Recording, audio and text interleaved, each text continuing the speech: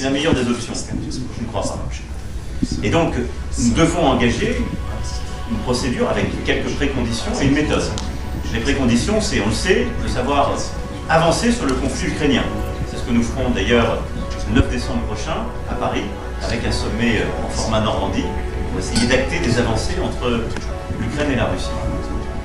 Ensuite, c'est de pouvoir définir un agenda où les Européens, et aussi ensuite les membres de l'Alliance, définissent des procédures de définition de menaces communes avec la Russie, de coopération possible, en tout cas de désescalade. Ça prendra du temps. Mais je pense que si nous voulons, d'une part, la stabilité en Europe, d'autre part, réduire la conflictualité, il est important d'initier un dialogue stratégique avec la Russie. Il faut le faire sans aucune naïveté, et il faut le faire en étant conscience aussi du poids de l'histoire et de la peur que certains pays européens ont à l'égard de la Russie. Et je le dis ici en ayant beaucoup de respect et d'empathie pour ces derniers. À l'égard de la Pologne, des États baltes, de certains États nordiques, de la Roumanie et de quelques autres, nous savons que ce qui est attendu de nous, c'est aussi de les protéger à l'égard de potentielles agressions. Et donc, dans ce cadre-là, nous devons apporter de la visibilité pleine et entière sur les protections que l'Alliance et en son sein l'Europe peut et doit leur apporter. Et la France y jouera tout son rôle. Enfin, si je pense qu'il y a un ennemi commun, c'est le terrorisme international, et en particulier le terrorisme islamiste. Soyons clairs, c'est ce qui nous conduit à agir ensemble au Levant, dans le cadre d'une coalition internationale qui est aujourd'hui sous responsabilité américaine, mais où l'OTAN est engagée en tant qu'organisation. Et comme vous le savez, la France y est très présente. C'est aussi ce qui nous conduit à agir au Sahel contre ces groupes terroristes. Monsieur le Président, on vous sent autant déterminé que isolé sur la scène européenne, parce que vous avez parlé de la peur de la Russie, il y a aussi la peur, il faut le dire, des États-Unis, de la part de certains de vos voisins, qui se disent on ne peut pas avoir à la fois une défense européenne forte et être dans l'OTAN. Je sais que c'est opinion, parce que les conseillers disent on peut avoir fromage et dessert, c'est l'expression qui est revenue. Comment vous arriverez à bouger les lignes, sachant qu'il y a des situations politiques un peu compliquées, y compris chez vos voisins les plus puissants en Allemagne? D'abord parce que c'est pas fromage et dessert, ou alors c'est un cheesecake.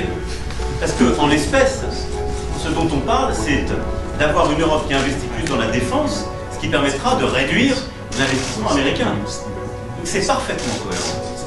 Mais après, pour être simple, c'est un rapport à la souveraineté, à la puissance. Il est légitime que les États-Unis d'Amérique nous disent aujourd'hui, pour protéger vos frontières européennes, pour aller régler vos conflits de voisinage, qui sont votre voisinage, vous devez être plus investi, vous devez payer davantage, vous devez investir davantage. C'est légitime.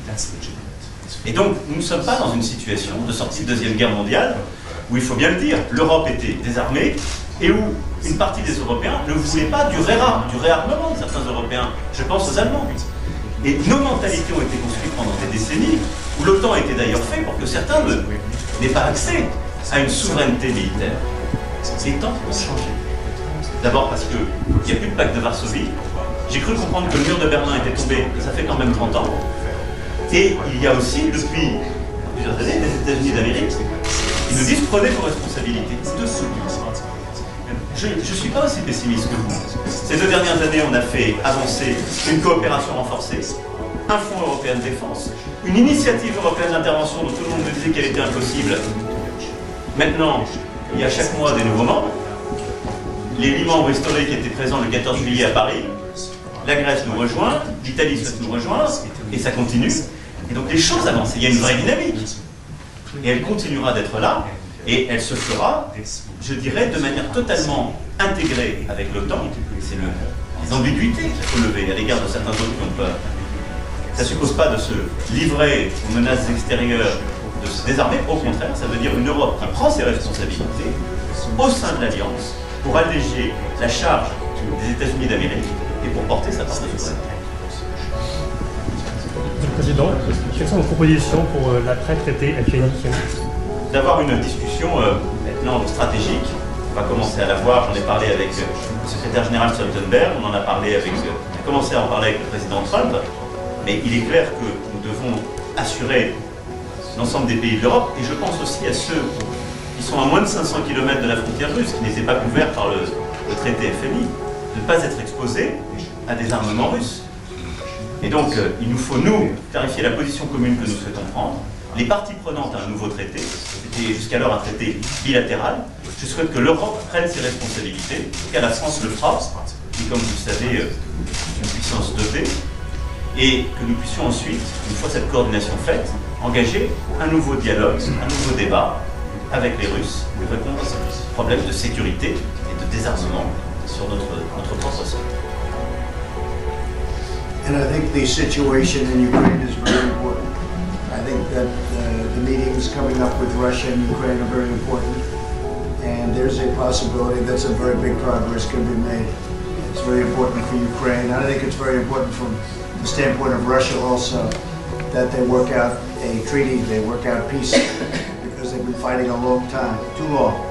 And I think there's a really good chance that will happen. Also, with respect to nuclear weapons, I've spoken to President Putin, and I've communicated with him, and he very much wants to, and so do we, work out a treaty of some kind on nuclear weapons.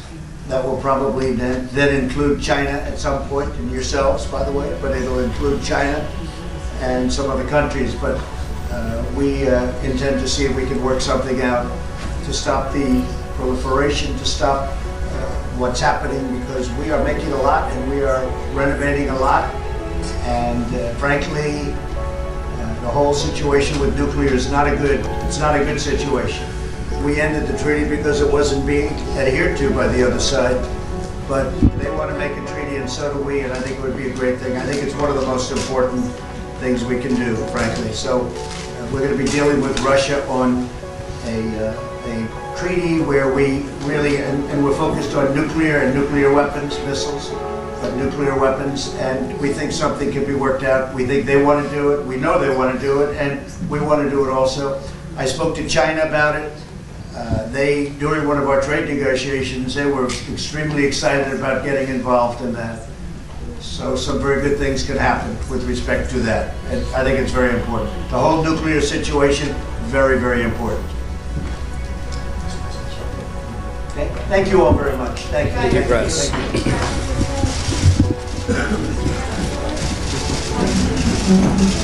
Press.